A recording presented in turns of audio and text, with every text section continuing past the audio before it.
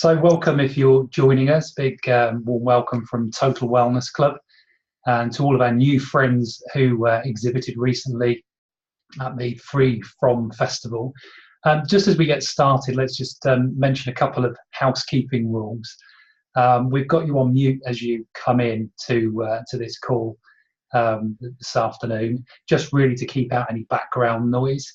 If you've got questions, there is a chat box, and please do feel free to use that and ask questions, and then Nora can come to those. So as we're going through, if there's any questions you've got, anything that Nora said or anything I've said, pop them in there, and then we'll come around and we'll make sure that we address them.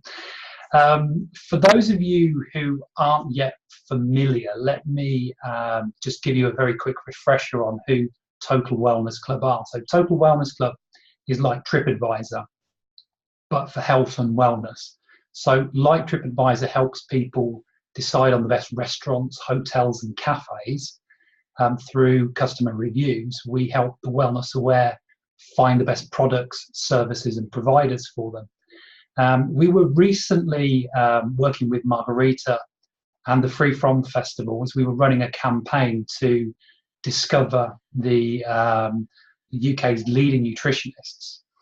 And the Free From Festival, one of our sponsors, along with businesses like Rude Health, Riverford Organic Foods, Clipper Infusion Teas, Seed and Bean Chocolate, and Lyre Bites, just to name a few.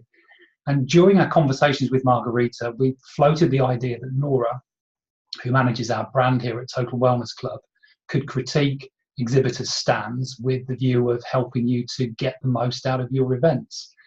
Now, the reason I offered this to Margarita is that I know how important getting your return on investment from your exhibition stands are.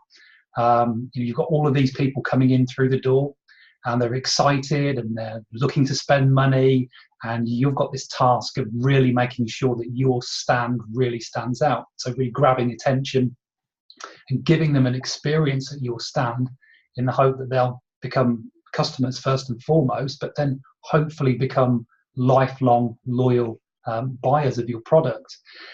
Now, I know that Nora loves helping people with events and actually runs workshops on this topic in the States, and I've also personally witnessed how she really comes alive when critiquing what people have done. In fact, if you were here just about 5 minutes ago, you would have heard her just critiquing my office and the things that are just behind me. She really enjoys helping things look better. So it seemed like a perfect opportunity. So at the Free From event, we photographed several stands, so Nora could see what everyone had done. And you've also answered some questions for her as well. So in a moment, Nora's going to dive in and explore what you did.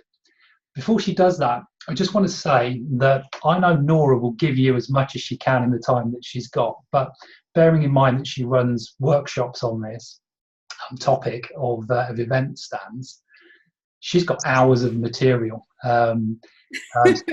She could be here for a while, but obviously we've only got a short amount of time with you this afternoon. So what we'd like to promise is that before Nora closes today, that she will give you the opportunity to work with her further if you want to do that. So we'll tell you how you can do that before we close today. So with that being said, let me hand you over to Nora so that she can look at your stands with you. Excellent. Well, I am so excited. Thank you so much for this, Neil, and thank you so much, everyone, for just allowing me to be a part of your growth and your success when you're doing your wonderful stands. Now, I am American, and we don't call them stands, we call them booths. So if by chance I accidentally say booth instead of stand, I do apologize.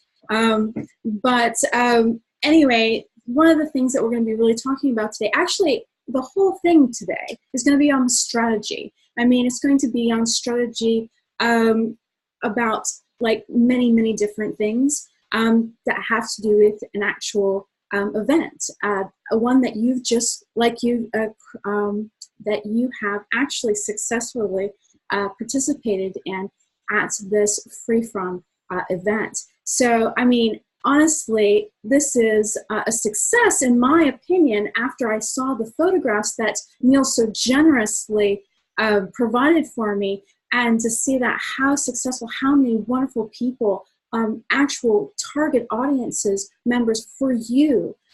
This was a success in my book for you, because you found the hardest part of doing an event, and that is an event that you fit perfectly in with the audience that are looking to buy what you offer. So number one, congratulations to Margarita for actually putting on this wonderful event, and then for you guys to actually have found this event for yourselves. So that is one of the hardest things in event planning, and booth or stand, doing a stand, is finding the right event. So you guys did that already. So number one, you guys are a success. So the thing is that I would love to, as Neil said, would love to actually, if you have any questions right now, I would love to weave that into my presentation if I can. So be sure to utilize that chat, so that I can see and answer any questions on the fly.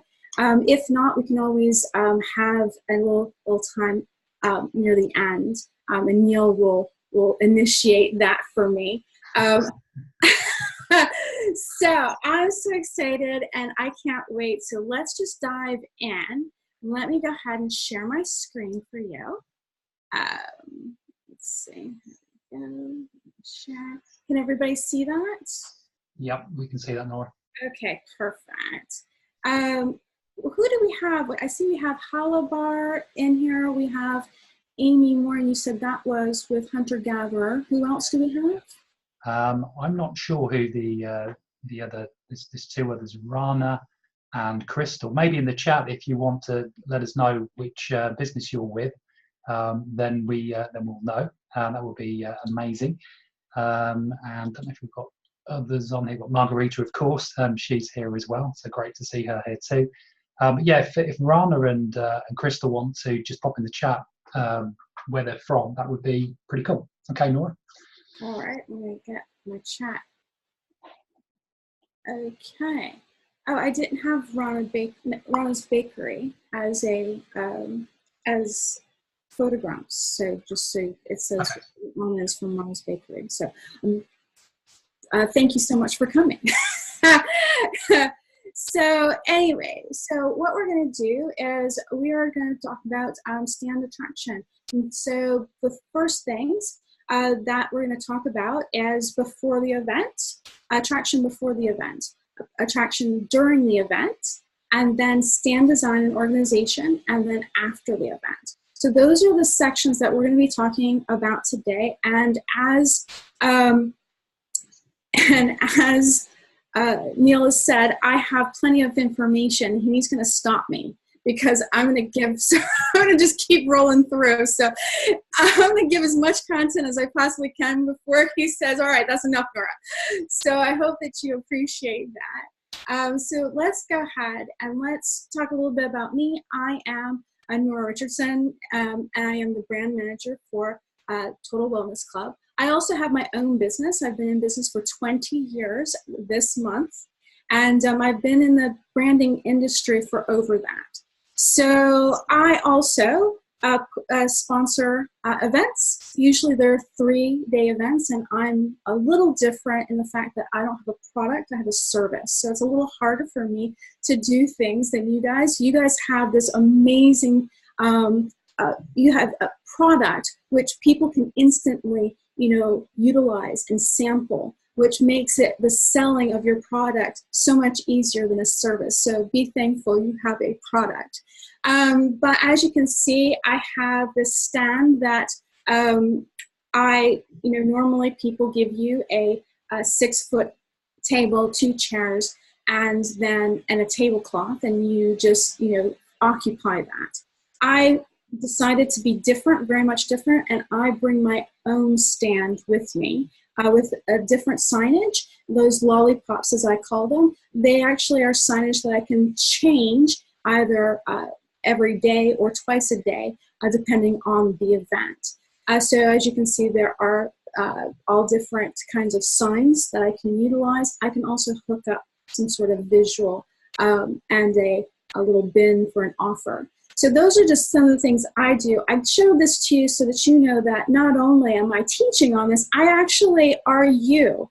I have the same struggles as you, and that is gaining attention to my audience, saying, hey, look at me, when there's a bunch of different people already vying for the attention at an event. So that's where I am, and I've been doing events for other people for about 20 years, but for myself for about 10.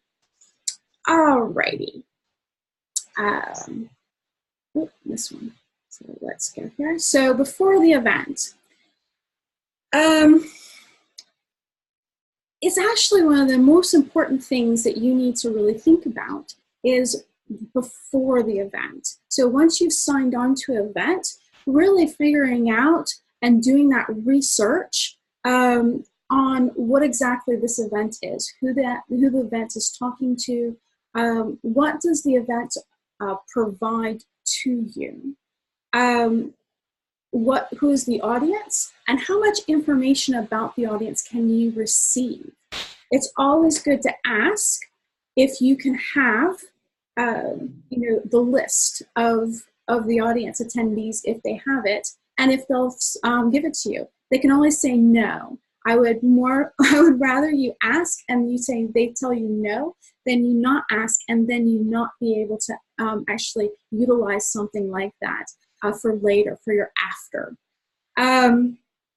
Also, it's good to know what the audience expectation is and what you're really trying to deliver and how you fit into the purpose of the event. Another thing to really understand about the event from the event coordinator is how the stands are going to be arranged around the venue, and where the key entrances and exits are, and if you're allowed to actually pick your own booth. It's very, very, booth layouts and picking booths are very strategic. You always want to be in the main lanes of places like entrances and exits, near the bathrooms or near food. So any place where people are going to gather or everybody's going to actually move through, that's where you kind of need to be. It's not nearly as good to be in the middle amongst a bunch of other people as it is to be on an end. And another fantastic thing about being on an end is that you can actually have a little bit more elbow room because you have a free side, so that you can actually, get maximize your space a little bit more. And we'll talk a little bit more about that because one of the attendees actually did just that. Let's see. So, here. This is what I was talking about. So hunter-gatherer, basically, this is right here. This is what I've been told is the exit and the entrance. And so they have their booth right here. They've also maximized when people walk in the door. They've angled their signage so that people see it right there. They also have fairly low, unfortunate, and a traffic spin is covering it, but you do have this 3 for 10 pound kind of offer. So already they are maximizing their end cap or their end positioning, which is very, very strategic, and I applaud. So when you're not doing that, when you don't have that advantage, if you don't know exactly where you're going to be, or you can't pay for a prime spot like an end cap, an end piece, then how do you fit yourself within the actual event and still stand out? Still be able to steal the focus from whatever else is going on, the other vendors, if there's any kind of main attraction like a conference or things of that nature going on, how do you kind of steal that attention, that focus, so that you're drawing people into you? So that's really what you need to do in the beginning, is to figure out what are the things that you have to offer, what are the things that you have in your arsenal that can really just position you and step you out of what everybody else is doing. So we will go to the next slide here. So how can you stand out? Well, here are some people that actually at the event stood out a little bit more. They knew that that everybody was going to have, I assume, these little stands, these little striped stand boothy things.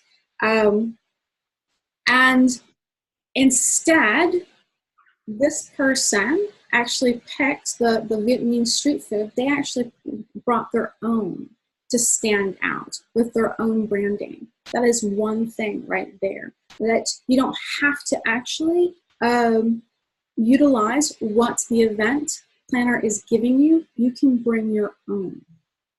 That's one way. And this one really actually stands out because it's a different shape, it's branded, and it's like a billboard, a sign. So when people are at the event, you know, several booths or a whole dining room away, they can see, oh my gosh, Vietnamese street food. Wow, that's awesome. I need that right in my belly right now. This one says waffles. So they actually utilize their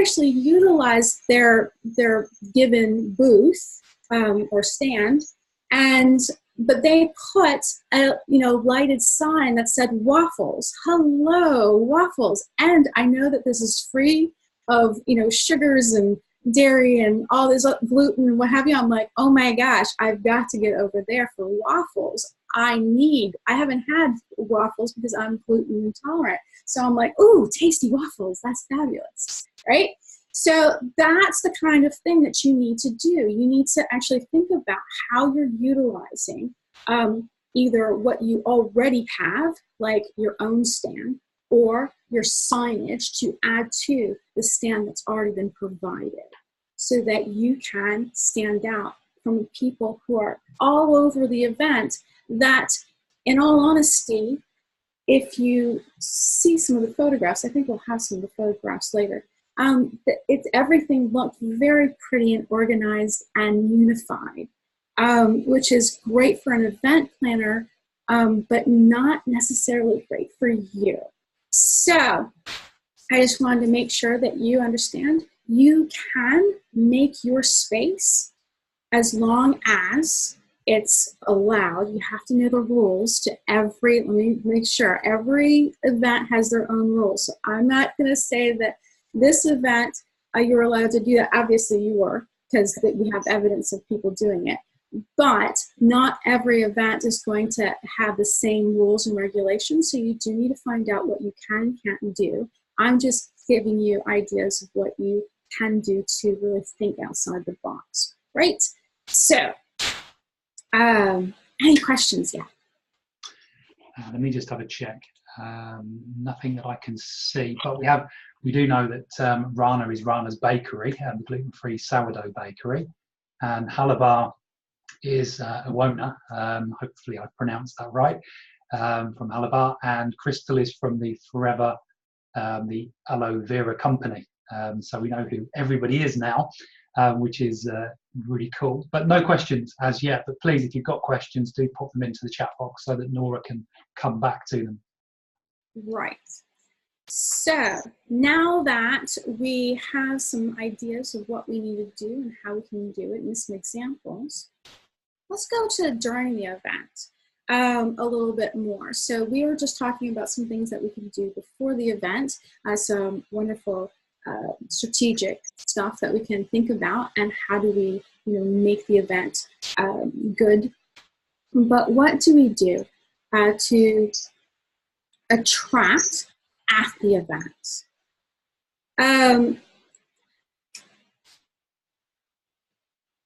well, another thing I forgot to tell you is sometimes, people, event planners beforehand know if there's going to be a hashtag that's going to be utilized for all of the events and that the audience is going to be able to utilize. And then you can actually have some offers or some shout outs before and during the event with the hashtag.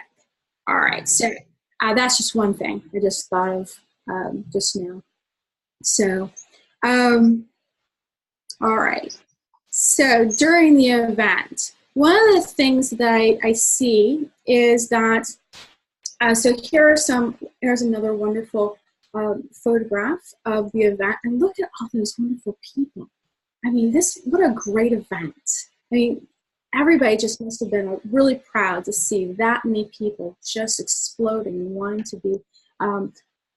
wanting to utilize your services and try out your services or try out your product. So, I mean, look at those wonderful people. The things that do stand out here are, these signs. We've got a drinks menu here. We have this wonderful shaky tofu or tofish or something of that in chips. And then we have this Nomad Health sign. So these are all things that, as you can see, really work well because I don't know who this guy is. I don't know what's back here. So this person right here really has lost my attention, and I may not go back by them later on. So wonderful signage, something kind of saying, oh my gosh, here I am, would be great. So, but outside of that, as you can see in this wonderful crowd of people, that color is lacking. We have it's winter time, so we've got lots of grays and blacks and dark colors. We've got very few actual bright colors. So knowing that, and me knowing a little bit about the UK, how the UK really loves dark colors anyway, the majority do, that having somebody out there in a bright shirt just walking in amongst these people would be an absolutely amazing billboard saying, oh my gosh, here I am. Now, like I said, I don't know if there is a problem with that from an event standpoint, but if you have a set amount of people, a crew of about 4, you have 2 manning the booth, and 2 rotating around, walking around with this wonderful shirt that promotes something about you and your booth in a big, bright red shirt. Or if you're this Nomad Health guy, his yellow shirt, I mean, out of all of this, you can actually see this guy stands out with that yellow shirt. Just think, in amongst the crowd, you have these yellow shirts saying Nomad Health or Halabar or, hunter-gatherer. Big, bright red shirts for hunter-gatherer, these gorgeous, wonderful, there's this lovely greens and blues that Halabar was using. So that kind of thing, if you could do that, you can actually steer people to you, especially if you're like with, who was it? It was hunter-gatherer. They had this great no egg mayo. So vegans rejoice on the shirt and says, something like no egg mayo, hunter-gatherer, and something like that kind of thing. And you make these shirts up and then have people just walking around. That's utilizing the room. That's doing something a little bit different. that's drawing attention to you. I see that somebody has a question. Yeah, there's a question here from Amy, which is hunter-gatherer. Have you ever done a return on investment on this type of activity? As I can imagine, it's quite expensive to employ additional people. Well, it's one of those things, yes, it can be. Normally, you can recruit students at a half price. I have done that. I have had my own wonderful staff I've had come in and help me work the room like that. You can hire people if you're not in your home area. You can hire students from the local college of wherever you're going to be and set that up with the university. Or at least that's what you can do here in the States. I don't know if there's a problem with that in the UK, but that's what we have done in the past. And they are happy to help and do something to make a couple of bucks. And it's usually at half the price of somebody that's, has that works for you, and with the travel expenses and things like that, and hotel and blah, blah, blah. So usually hiring somebody right there at the location is what I try to do, and utilizing university students. I can just add something in here as well, Nora. I think sometimes these kind of things, when you're hiring people, it's about being creative, finding what works for your business, but also finding what works for the individual, because you need to know what other people's goals are. Sometimes they just want to get some work experience on their CV. So actually the work experience is more important than money.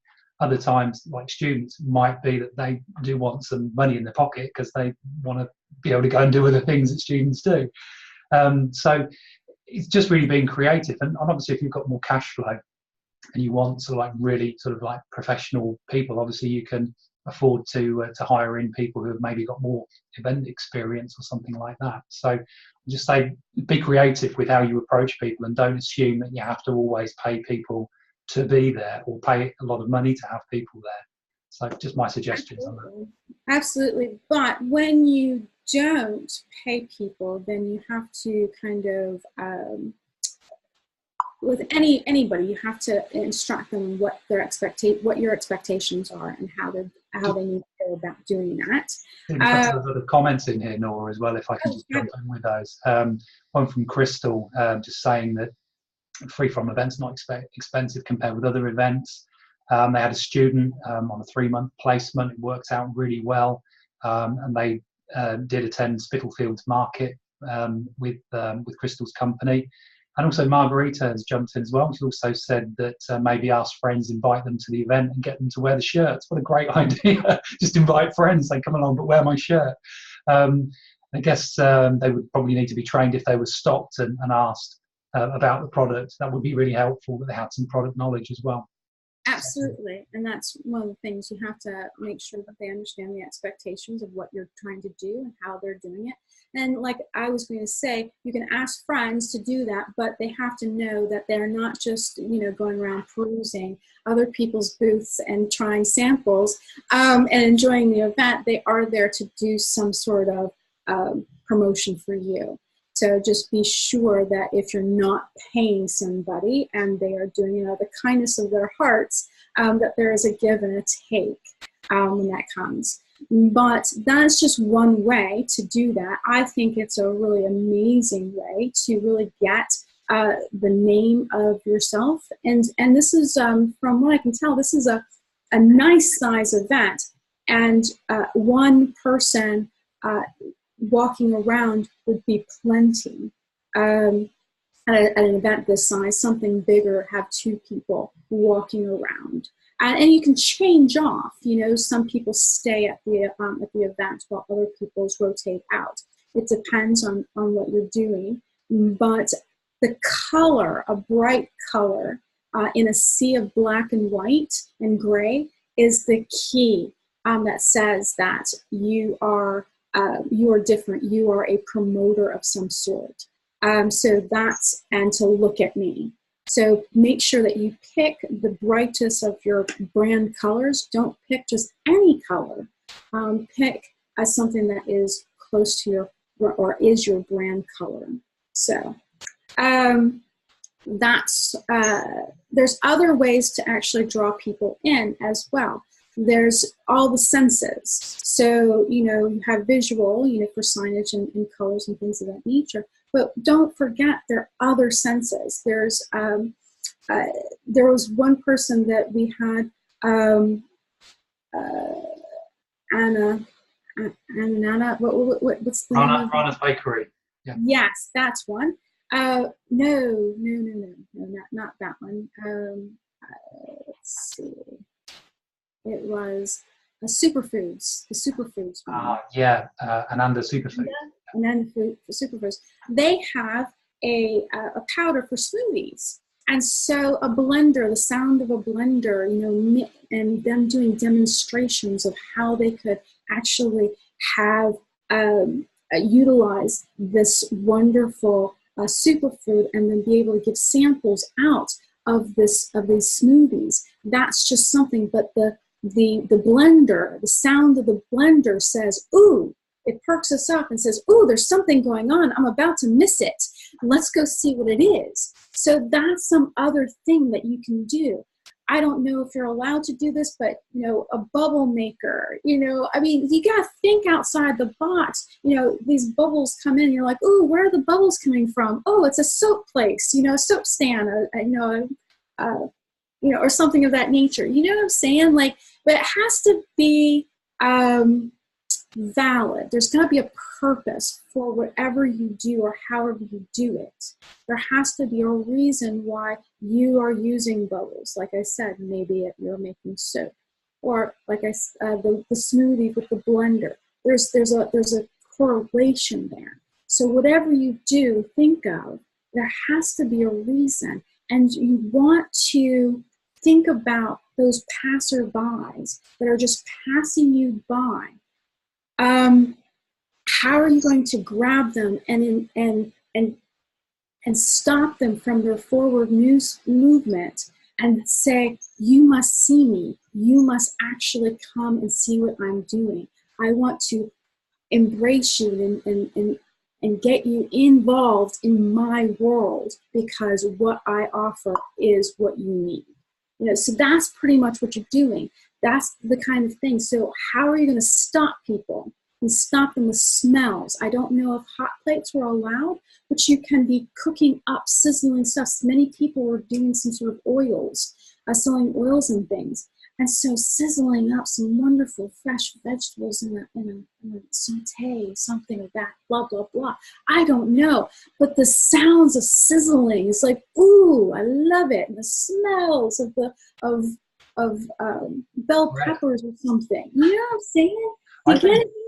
Yeah, I was just thinking, when I was at the event, I don't remember the smell of bread, but I know there was a couple of people that had breads. And we bought one of the gluten-free focaccias. I don't know if that came off Rana's stand or if Rana was somewhere else, but that smell over the weekend in our kitchen has made me think about very little else other than, is there more focaccia that I can eat?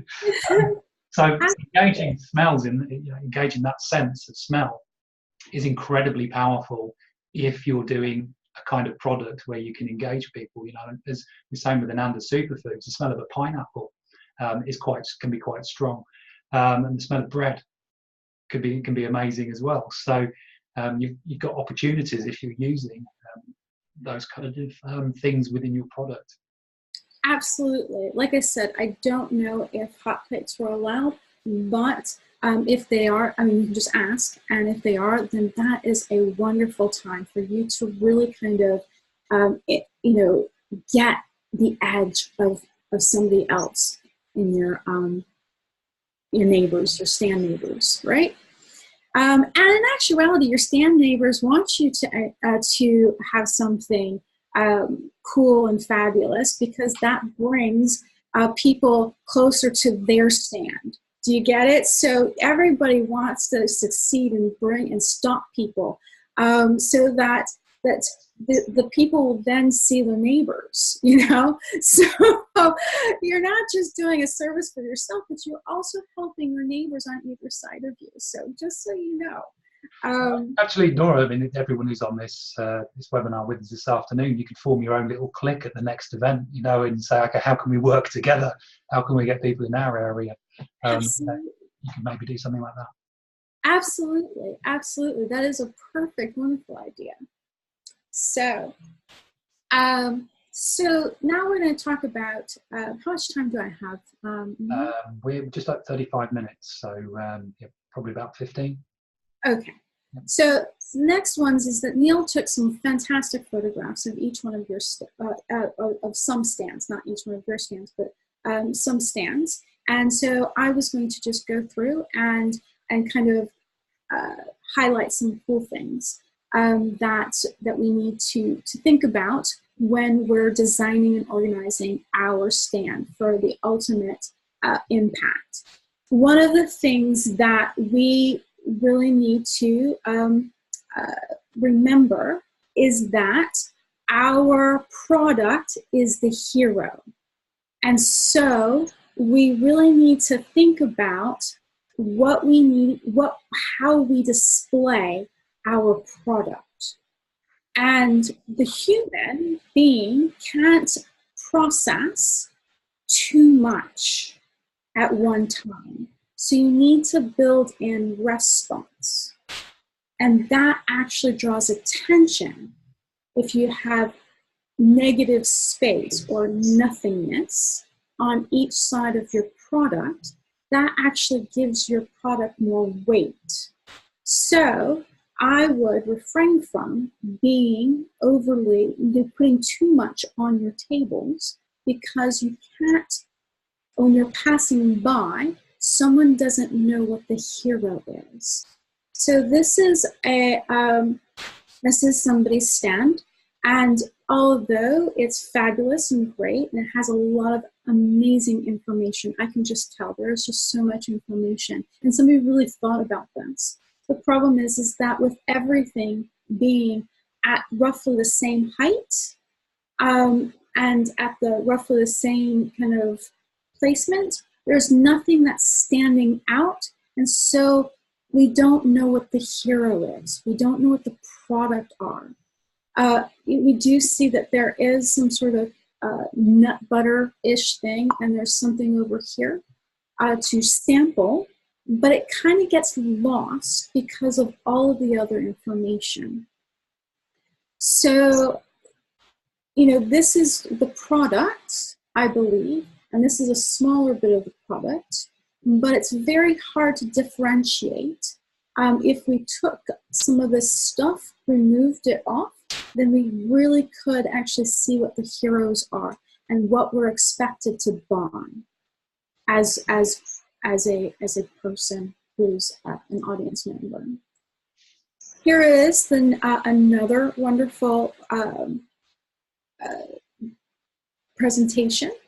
And in this one, you can definitely see that there is things that are in jars, in glass. That's the product, that's the hero. That's what we're supposed to actually focus on. So they do a very good job at that, but eliminating some of it might actually increase people's awareness of what they're supposed to try, sample, as well as buy. It's great to have a lot of product at your booth to see and so that you have a product to sell to these people, and it's a good thing, right? But you don't have to have every jar on your table to get that across. You can have it use other areas of your booth to actually display product if given the room, right? Decoration. This one has decoration. It has these pumpkins, and there's a reason for these pumpkins, because this is a pumpkin oil. So decoration can be useful as well as it can hinder. So make sure that when you do use decoration, there's a reason for it, and that it's not overdone or overwhelms the actual hero, which is the product. Here is hollow bars, and so this is some very amazing stuff. This one actually has empty space on each side right here. So we really know that this right here is the hero. It's the product. This is what we're selling. The thing is that we have some ornamentation that kind of gets distractive. It's supposed to be light, but it can distract, and kind of the color of the burlap and the contrast of these light black strands can actually, it's breaking up the space, but maybe not necessarily in the best way. If you had a darker tablecloth, then we wouldn't see it like that. We would just see the lights, but because it is a dark strand of lights, it kind of distracts. Your eye goes to this sometimes instead of this. So that's the only thing I would really change here from what you have as a presentable, lovely kind of way of really displaying your hero, your product.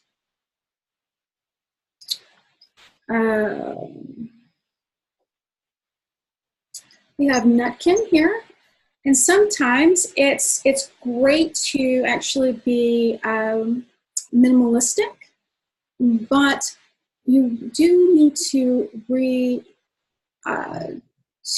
incorporate height.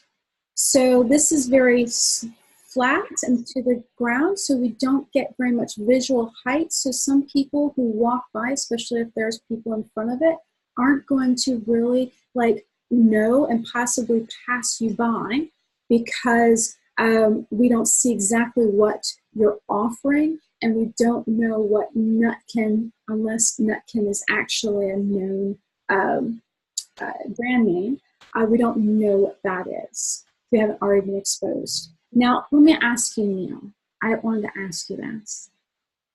Is that a squirrel tail that she's wearing? That is a squirrel tail. Yeah. I love that. Okay, so another thing is that don't be afraid to be bold and daring, what have you. This is absolutely, I would say that I would expect this woman to have a sense of humor and be fun, because she is boasting a squirrel tail because her Nutkin logo is a squirrel. So I think that is just brilliant. The other thing is it makes you stop, and obviously at events where it's busy, as with anything with sales, I mean, everyone who's got a stand or everyone who's got a website, when somebody's scrolling through a website, the key to marketing is how you get people to slow down. I had to stop and have a double take, thinking, what was that on Kate's back at the stand? And I got it immediately. I did. So, I got it immediately. but it did make me stop and then take a look at the stand. Yes. So things like this that are little gimmicks, I guess, can be really useful. Absolutely, absolutely. But I also want to just talk to her and share in the fun of it. You know what I'm saying? Like, I just want to say, oh my gosh, turn around, let me see that tail. That's awesome, right? I mean, I just want to I just want to hug her and say, oh, can I touch your tail? I mean, it's kind of a little rude, but I do. I mean, it's fabulous. But so that's one of those things. It's kind of fun. So don't be shy away from wanting to have fun or be fun if you're a fun kind of person and a fun brand. And obviously she is. So, pull out that. So she's got that for her, but if she would just have some elevation on her table of something, of her products, Most people nowadays are using crates, and many of you are using crates as well. And that is a great way to not only just carry your items in the crate from your vehicle to your event stand, but also a great way to stack things up and have a nice presentation. Let's see, was it Hala has one right here in yellow. There's Hunter Gatherer has them in natural, and they've done it.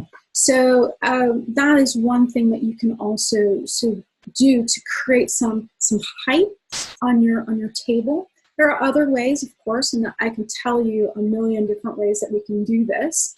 But you know, these are some suggestions that you have right now. The horizontal space is precious space. It's probably the most precious space ever, and you don't want to clutter it up with unimportant things. So there has to be a specific reason, or it does look like clutter. Your vertical space, excuse me. You grab yourself some water there, Nora. I'll just have a look and see if there's any anything else come through on any other questions. There's not at the moment. So I think we're all good on that. So if you're ready to carry on again. I am. So vertical space, you should use it wisely because it really draws impact and really says hi to people as they're walking by, especially if you have 2 or 3 people deep at your stand. So it gives them a reason to actually wait for you. You know what I'm saying? Like that's one of those things. Like I don't have time. I want to go through. I want to see people, and I want to try samples, you know, what have you. But if there's too many people in there, I'll see you later. I'll swing by later. But if it's something I know, if you have signage that you can see, or that you have product up-leveled so that I can visually see, then I might stay and wait to actually sample and talk with you about your product. So vertical space, very, very important. Most people don't utilize it enough.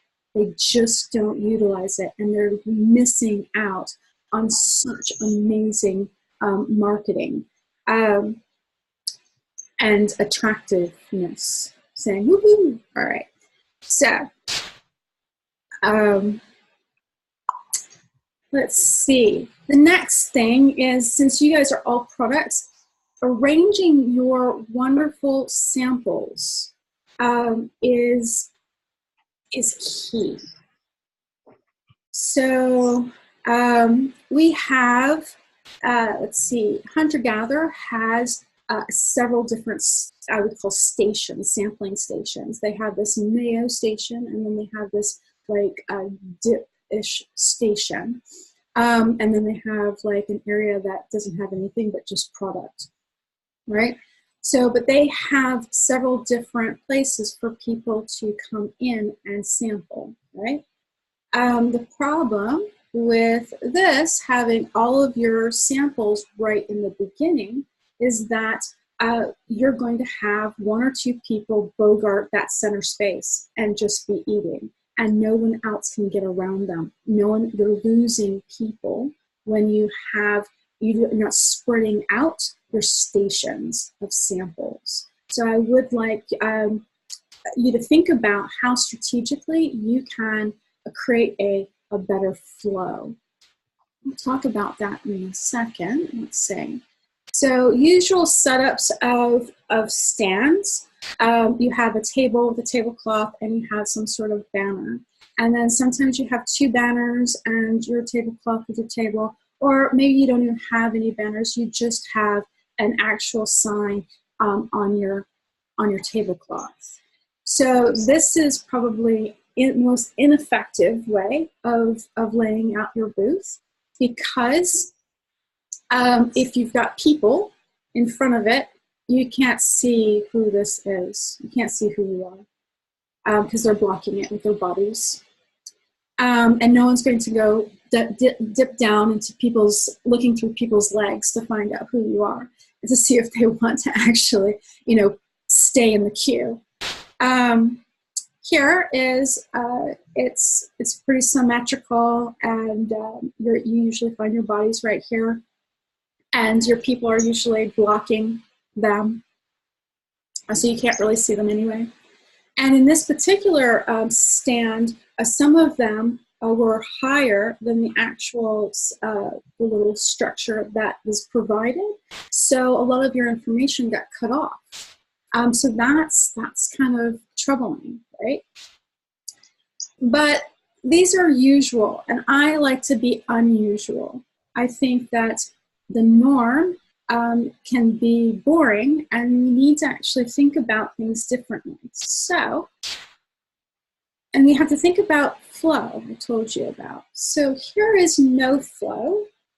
And so we have our two owners in the back of our space with our signage on the side. We have our table with product and samples in the middle, with maybe our station to take money right over here and some signage on the table, right?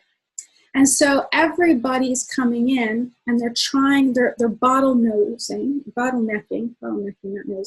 bottlenecking into this wonderful area where the samples are, because everybody wants the samples. That's the reason why you're there, is I want to try it out so I can find that absolute perfect gluten-free, vegan, no sugar, whatever tasty treat that I've been longing for since I had this, since I changed my diet. You know what I'm saying? So everybody is like rushing in to this wonderful samples, but they're not moving. And then they can't move because they've got so many people in back of them looking over their shoulder.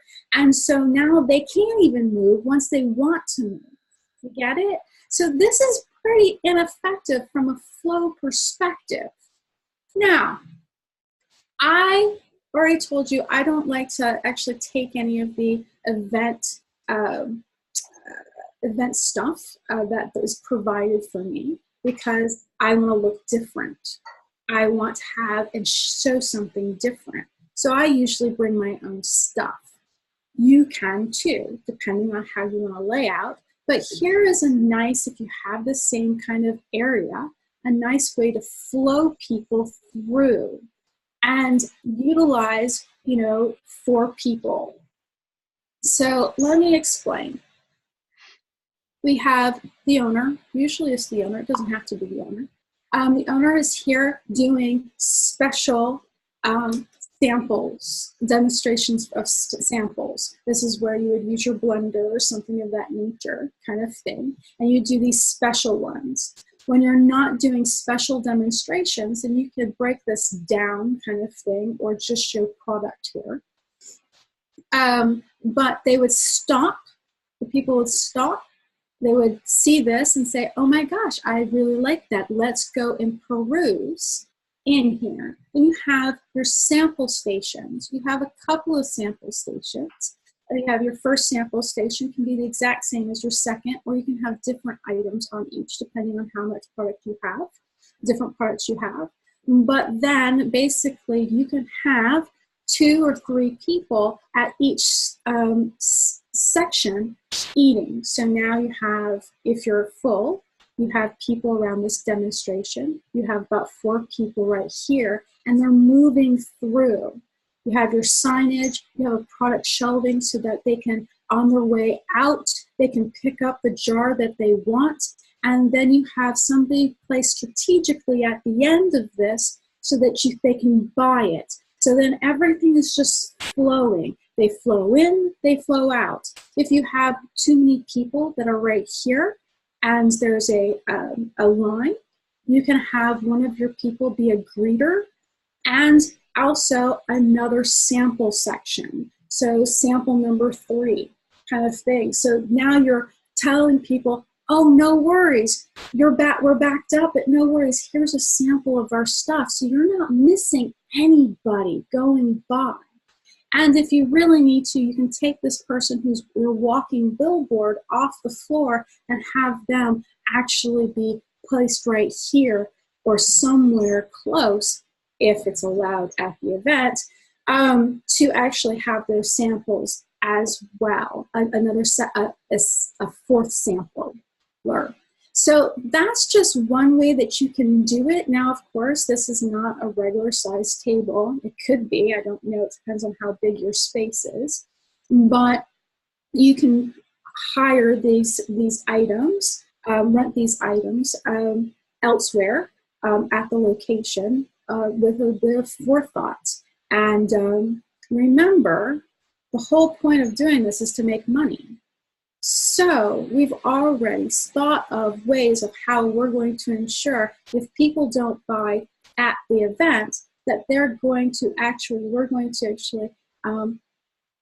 have their information so that we can contact them later, so that we have a second or third try to get them into our world and as loyal clients. So yes, hiring stuff and hiring people and what have you, yes, it's all the expenses of sponsoring an event, but it shows that you're serious, that you are thinking about the people, the audience, and how you are absolutely helping them find the product that they really need, which is yours.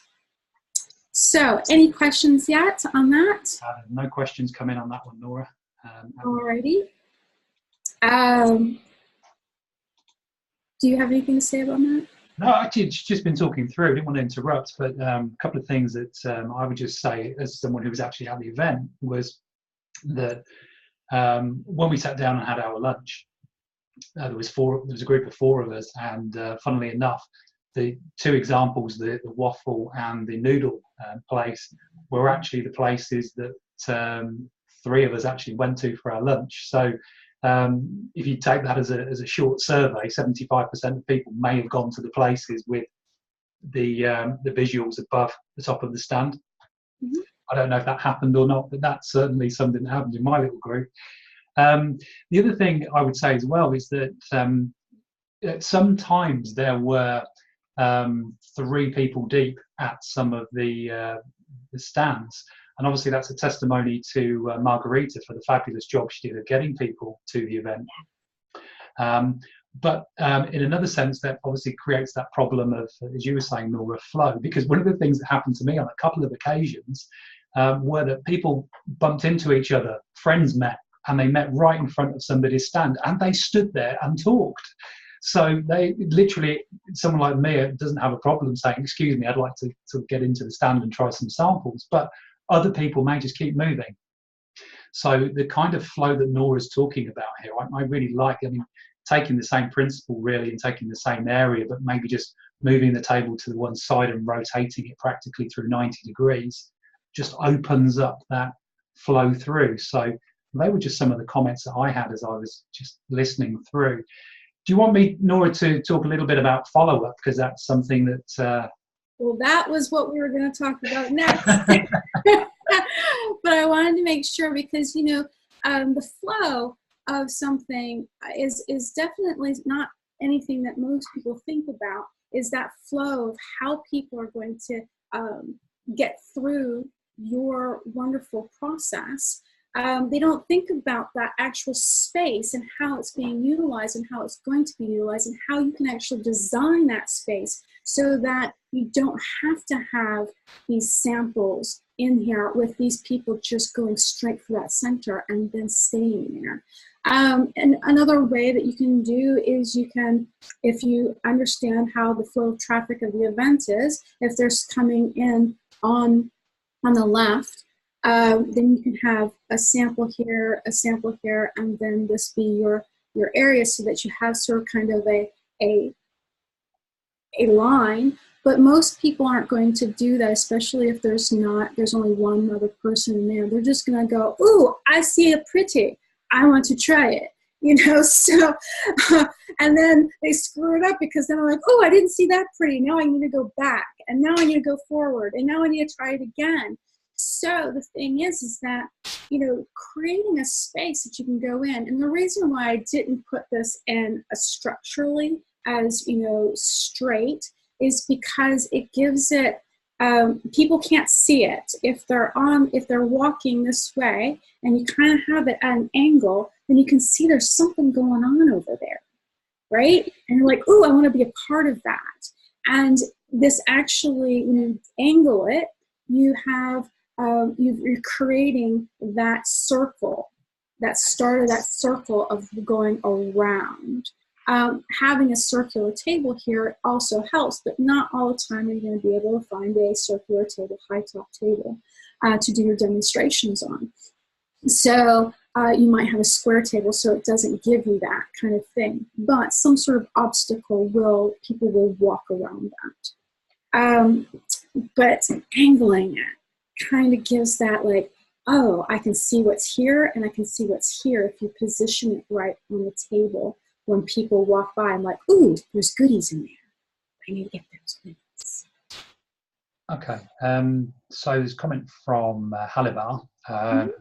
Totally understand the flow concept, but at the same time think when there is many people waiting in front of the stand, that will bring more public as people are interested while the crowd is gathering. I totally agree in terms of the crowd gathering. It does. If there's nobody there, nobody stops, but when there are people there. So I guess really the idea maybe of having the demo area in the front is an area where people can actually stop but allow the tasting flow to flow through. Nora, if I jump in with some follow-up, some ideas on that, I'll take just 2 or 3 minutes with that, and then if we come back to you just to explain to people what you can do in terms of following on from this if they need your help, because I know we're kind of up to around about the time that we're sort of promising. So if I jump in with follow-up then. Follow-up for me really is all about future sales. The lifeblood for me of any business, as I've coached and mentored many businesses in the past, is really all about repeat business. Because it gives you the opportunity at an event to get that first sale, but really the profit is in the follow-up. It comes in the repetition of people buying from you. But at events, often I think this is missed. So if you think about it like this, when someone bought a product from you at the festival, did you capture any information where you could follow up with those people and get repeat orders, ongoing orders? Because if somebody, let's say, spent £10 with you and they really loved your product, they could become a customer that would spend money with you maybe every month or every quarter if they were buying boxes of something. So now it's not about the £10 that they spent at the event with you. It could be about the £120 that they spend with you over the next 12 months.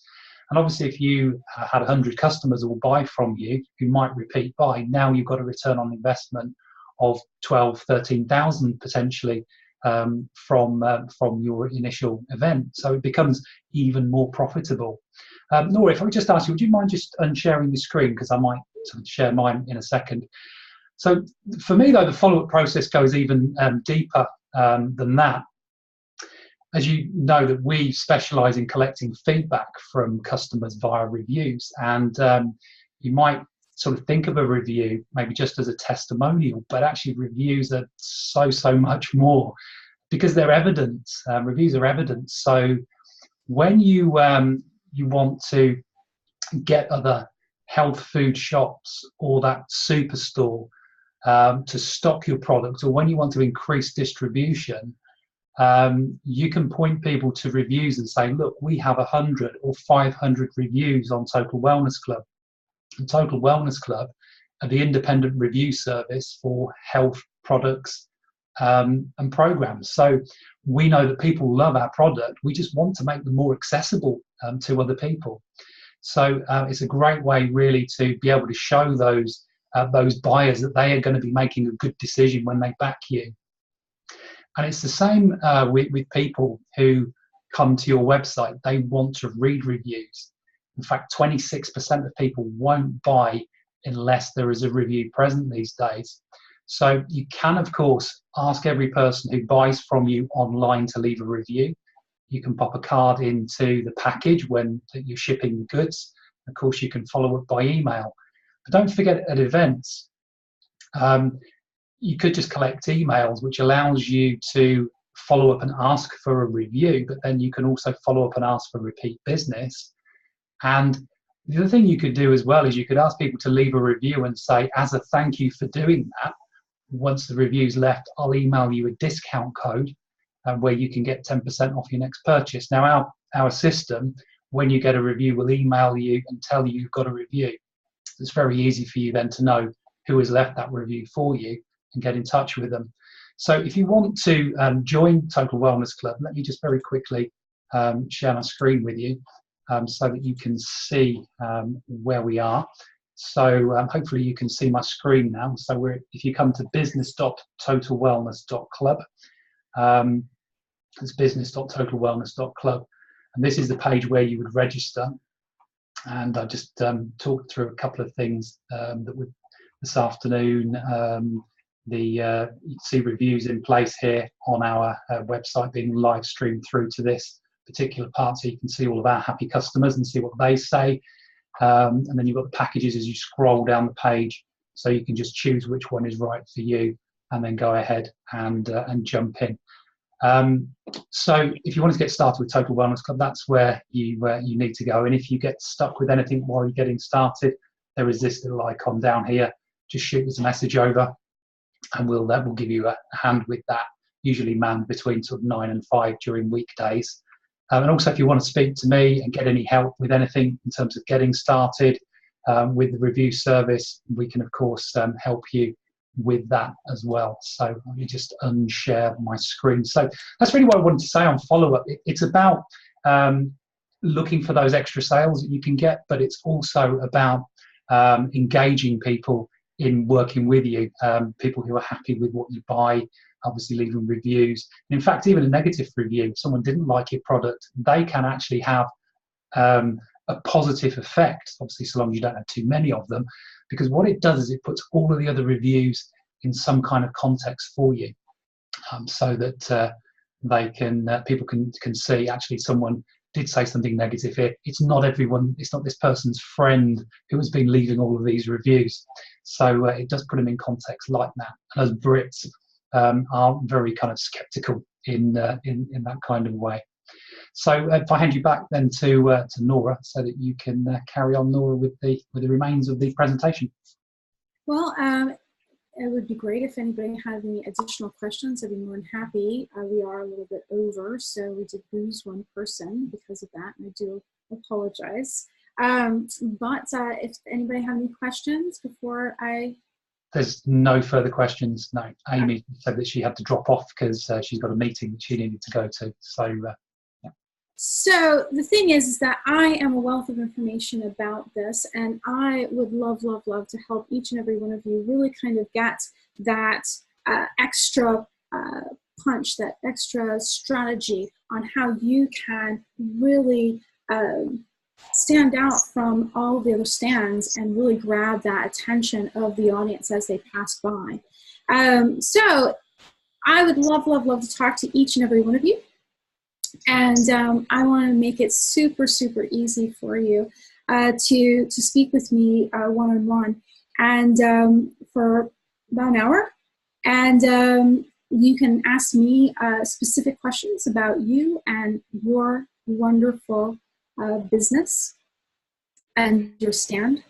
And we can really talk through the elements of what you can do, what your specific differentiators are that would totally bring in the kind of business that you're looking for when you're actually doing these sorts of events.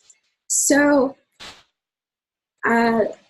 it's to work with me on this is very special. I don't normally do it at this price, but Neil and I said that's $99 £97 would be just perfect. And I am so willing to help you guys really make the most of it.